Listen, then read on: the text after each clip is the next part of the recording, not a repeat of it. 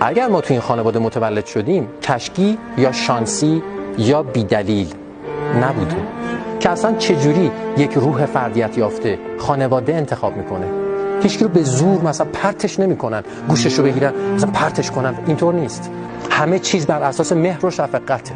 میاد که نیازهای درونیشو برطرف کنه، میاد که اون چیزایی که لازم داره یاد بگیره رو یاد بگیره.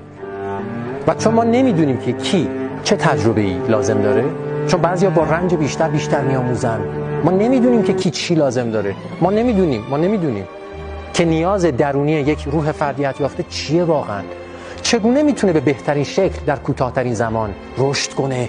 یه نفر در رنج بیشتر، یه نفر در فقر بیشتر، یه نفر در ثروت، در فراوانی، یه نفر در سلامت، یکی در بیماری. به همین دلیل نمیتونیم قضاوت کنیم بگیم این ببین چه بدشانسی آورده تو اتیوپی به دنیا اومده، اون چه خوششانسی آورده تو سوئیس به دنیا اومده.